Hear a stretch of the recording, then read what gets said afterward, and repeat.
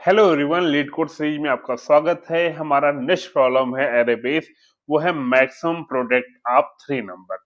यहाँ पर क्या है, आपको एक एरे गिवन है, आपको वो 3 नंबर फाइंड करना है एरे का, जिसका प्रोडक्ट मैं करूं, इसका मतलब जिनका मल्टीप्लाई करूं तो मुझे मैक्सिमम प्रोडक्ट मिले, और वही मैक्सिमम प्रोडक्ट मुझे रिटर्न करना है। ठीक है, एग्जाम्पल के थ्रू मैं समझता हूँ। पहला हमारे पास है, क्योंकि हमारे पास तीन ही नंबर है एरे में, डेट्स इन तीनों का प्रोडक्ट जो होगा वो मैक्सिमम होगा, तो कोई दिक्कत नहीं। यहाँ पर हमारे पास जो है टोटल हमारे पास नंबर ऑफ एलिमेंट कितने हैं, वो टोटल हमारे पास 4 हैं, लेकिन मुझे 3 एलिमेंट को पिक करना है, तो 3 सबसे बड़े एलिमेंट ले लूंगा, 2 इंटू 3 इंटू 4 करूंगा, तो उनका जो प्रोडक्ट आएगा वो 24 आएगा। नेक्स्ट यहाँ पर थर्ड केस में क्या है, मेरे पास 3 एलिमेंट ऐसे हैं जिनका प्रोडक्ट हमारा, तीन ही एलिमेंट, तो उनका प्रोडक्ट -6 आ रहा है। तो अभी दो जो इसमें आपको जो नहीं दिख रहा है वो ये नहीं दिख रहा है, क्योंकि आप कहोगे सर एक काम करते हैं, तीनों बड़े एक 3 मैक्स एलिमेंट फाइंड कर लेते हैं और उन्हीं का प्रोडक्ट हमारे पास मैक्सिमम आएगा, तो बहुत ही सिंपल सा अप्रोच हो जाएगा। लेकिन भाई देखो, जो दिख नहीं रहा है वो ये नहीं दिख रहा है आपको यहाँ पर, कि अगर सपोर्टेड मेरे पास एरे गिवन हो -9, -8, 1, 2, 3, 5। नाउ अब मुझे बताओ किन 3 एलिमेंट का प्रोडक्ट सबसे मैक्सिमम होगा। तो आप कहोगे यार 2, 3, 5 का तो होगा नहीं, तो अभी सी बात है किसका होगा, -9 इंटू -8 इंटू 5 का, इनका प्रोडक्ट मुझे मैक्सिमम मिलेगा। अगर यही केस हम ऐसा कर लेते हैं, -1, -2, 1, 2, 3, 5, तो अब यहाँ पर देखोगे, अगर मैं ये सबसे बड़ा एलिमेंट ले लूं, ठीक है, 2 इंटू 3 इंटू 5, तो इनका प्रोडक्ट मुझे मैक्सिमम मिलेगा। तो यहाँ पर जो टेस्ट केस नहीं दिख रहा है, क्योंकि दो सबसे छोटे एलिमेंट का दो सबसे छोटे एलिमेंट का प्रोडक्ट इनटू सबसे बड़े एलिमेंट का प्रोडक्ट भी मैक्सिमम हो सकता है। दूसरा केस ये भी बन सकता है कि सबसे बड़े एलिमेंट का जो है सम भी हमारा जो है वो मैक्सिमम हो सकता है। ठीक है, तो अब इस चीज को सॉल्व करने के लिए हम एक काम कर सकते हैं। जनरली में अगर सबसे सिंपल अप्रोच देखें, तो जो ब्रूट फोर्स अप्रोच है, वो सबसे सिंपल अप्रोच ये है कि एरे को सॉर्ट कर दें। एरे को सॉर्ट करने के बाद हम क्या करते हैं कि मुझे कैसे फाइंड, सबसे छोटा एलिमेंट, सबसे दो छोटे एलिमेंट कहाँ पर होंगे, वो 0 इंडेक्स पे होंगे, 1 इंडेक्स पे होंगे, और सबसे बड़ा वाला जो होगा वो n-1 इंडेक्स पे पड़ा होगा। तो इन सारे इंडेक्स के जो एलिमेंट का सम मल्टीप्लाई कर लें। दूसरा हमारा जो मल्टीप्लाई करना होगा वो n-1 का, n-2 का, n-3 का। ठीक है, इन तीनों इंडेक्स के जो है एलिमेंट का मल्टीप्लाई कर लें। इनमें से जिसका भी जो है वैल्यू मैक्सिमम में जा रही है उसी को रिटर्न कर दें। जैसे एक सिंपल सा इसको देख लेते हैं कोडिंग के थ्रू, सॉर्टिंग कैसे करके। ठीक है, हाँ दो यहाँ पर क्या किया गया, मैंने यहाँ पर मैंने एरे की लेंथ निकाल ली है, एरे को मैंने सॉर्ट कर दिया एरेज डॉट सॉर्ट फंक्शन के थ्रू। एरेज एक क्लास होती है जो जावा डॉट यूटिल पैकेज की क्लास होती है, इसका फंक्शन होता है सॉर्ट। ये आपका जो है असेंडिंग ऑर्डर में आपको सॉर्ट कर देगा। तो आपने यहाँ पर मैथ डॉट मैक्स फंक्शन लगाया हुआ है। आपने सबसे पहले क्या किया, आपने देखा सबसे दो मिनिमम एलिमेंट का, दो मिनिमम एलिमेंट कहाँ मिलेंगे, 0 इंडेक्स पे, 1 इंडेक्स पे, और एक सबसे बड़ा एलिमेंट क्या होगा, लास्ट वाले इंडेक्स से पड़ा होगा, तो n-1। इसका मल्टीप्लाई करने पे या बड़ी वैल्यू आए, या फिर n-1, n-2 और n-3 को मल्टीप्लाई कर सबसे बड़ी वैल्यू आए, इन दोनों से जो भी मैक्सिमम होगा वो मैक्स फंक्शन निकालेगा, उसको रिटर्न कर दिया जाएगा। तो ये सिंपल सा अप्रोच है, ये ब्रूट फोर्स अप्रोच है। इसकी सबसे बड़ी प्रॉब्लम ये है कि यार इसको आप सॉर्ट कर रहे हो, सॉर्ट करने में ही जो टाइम कॉम्प्लेक्सिटी लगेगी वो लगेगी n log n, जो सबसे सॉर्टिंग की सबसे ऑप्टिमल टाइम कॉम्प्लेक्सिटी होती है। तो दैट्स वाई यहाँ सॉर्ट करने का जो है हमारा जो है एल्गोरिथम ज्यादा टाइम लेगा। दैट्स वाई इसका कुछ ना कुछ अलग जुगाड़ हमको निकालना पड़ेगा।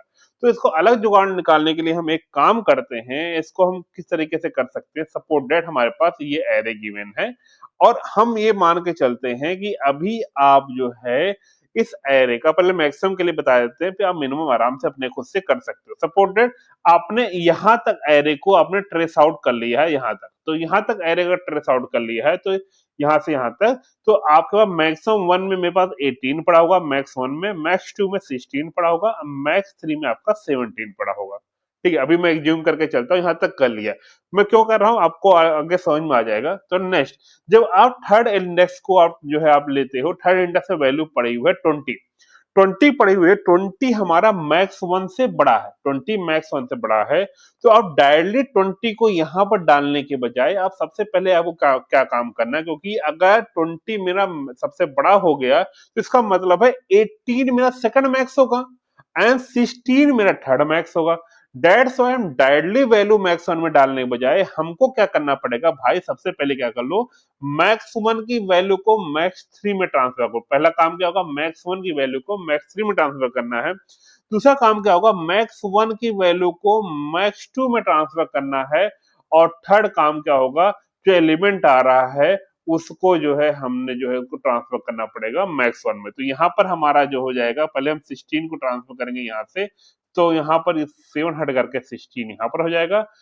यहाँ पर फिर मैक्स 1 की वैल्यू मैक्स 2 में रखोगे तो ये इसकी वैल्यू 18 हो जाएगी, और इसकी वैल्यू जो आप क्या कर दोगे वो 20 कर दोगे। क्लियर है। तो पहला क्या हुआ कि पहला हमने क्या बोला कि अगर इफ जो एलिमेंट आ रहा है, तो नम्स ऑफ आई जो आ रहा है, या जब भी आप एन ले लोगे, जब फॉर ईच लगाते हो देखते हैं, तो नम्स ऑफ आई अगर ग्रेटर हो जाए हमारे पास मैक्स 1 से, तो उस केस हमने क्या किया है, हमने कहा भाई एक काम करते हैं, पहले मैक्स 3 में हम क्या डाल दो, मैक्स 2 डाल दो। देन मैक्स 2 में हम जो डालेंगे वो मैक्स 1 डालेंगे।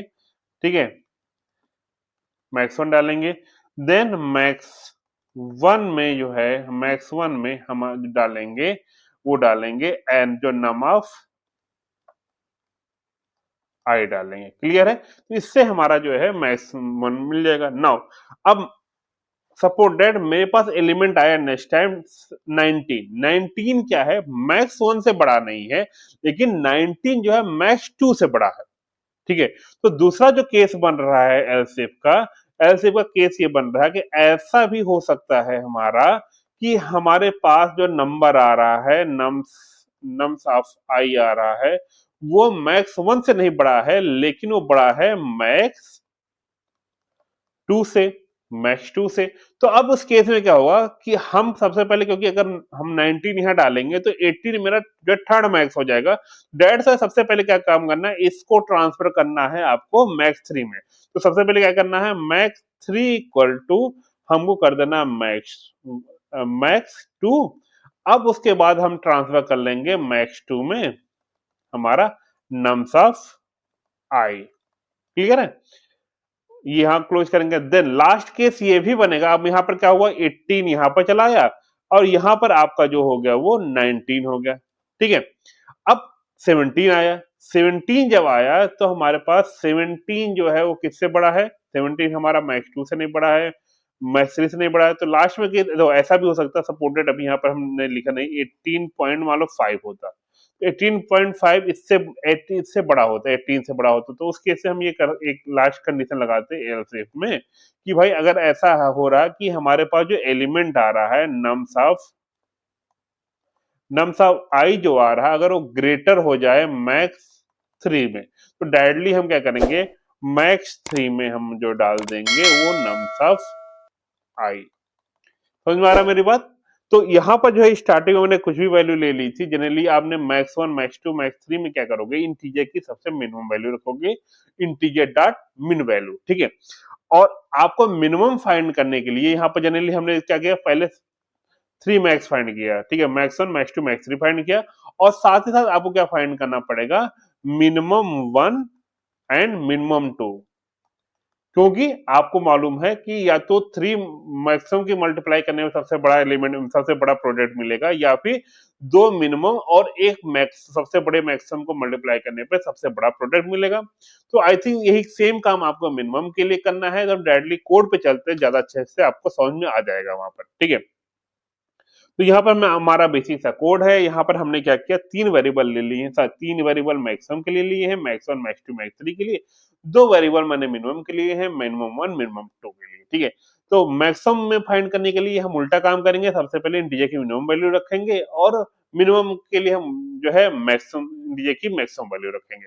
हमने कहा अगर जो एलिमेंट आ रहा है अगर वो मैक्स 1 से बड़ा है तो सबसे पहले क्या काम करना है, मैक्स 2 को मैक्स 3 में ट्रांसफर करना है, मैक्स 1 को मैक्स 2 में रखना है और n को जो है मैक्स 1 में डाल देना है। तो अगर ऐसा केस नहीं बन रहा है तो एलसीएम में जाओ, अगर हमारे पास जो n आ रहा है वो मैक्स 2 से बड़ा है तो उस केस में क्या करेंगे, मैक्स 2 में की वैल्यू को मैक्स 3 में ट्रांसफर करेंगे और n को मैक्स 2 में डाल देंगे। थर्ड केस ये बन सकता है कि हमारा जो एलिमेंट आ रहा है वो मैक्स 1 से नहीं बड़ा है, मैक्स 2 से नहीं बड़ा है, लेकिन मैक्स 3 से बड़ा है, तो उस केस में हम क्या करेंगे, n को जो है को मैक्स 3 में ट्रांसफर कर दिया जाएगा। तो ये हो जाएगा इफ के लिए। लास्ट हमारे ये सारे हमारे क्या है वो हो जाएंगे हमारे मैक्सिमम के लिए। मिनिमम के लिए हमको क्या करना पड़ेगा, अगर कोई एलिमेंट आ रहा है जो मिनिमम 1 से छोटा है उस केस में क्या करेंगे, मिनिमम 1 की वैल्यू को पहले मिनिमम 2 में डालेंगे, देन n को मिनिमम 1 में डालेंगे। अगर कोई भी वैल्यू छोटी हो जाती है मिनिमम 2 से तो डायरेक्टली उसको जो है मिनिमम 2 में डाल सकते हैं। अब यहाँ पे जो रिटर्न किया गया है या तो तीनों मैक्सिमम की वैल्यू सबसे बड़ी हो सकती है या फिर दोनों मिनिमम और एक मैक्सिमम की वैल्यू सबसे बड़ी हो सकती है। इसका प्रोडक्ट करने में मैक्स हो सकता है, इसमें जो भी मैक्स होगा वो मैक्स से वैल्यू फाइंड हो जाएगी और उसको रिटर्न कर दिया जाएगा। आई थिंक बहुत ही सिंपल सा अप्रोच है, इसको रन करके देख लेते हैं। रन हो गया, सबमिट करते हैं तो ये सबमिट हो गया।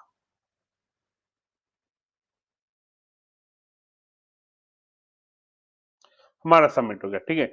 तो इसका जो टोटल आपका जो टाइम कॉम्प्लेक्सिटी लगती है वो लग रही है हमारे पास वो बिग ऑफ एन, क्योंकि अब मैं सिंगल लूप में ही सारा जो है अपने काम को, ये लूप फॉर का लूप यहाँ ओपन है और यहाँ पर क्लोज है, ठीक है। तो यहाँ पर बिग ऑफ एन में लगेगा और स्पेस कॉम्प्लेक्सिटी आपकी जो है वो कांस्टेंट है, दैट्स वाई जो है ये अच्छा अप्रोच है। तो इस वीडियो में इतना ही, मिलते हैं नेक्स्ट वीडियो में, तब तक के लिए टाटा बाय बाय।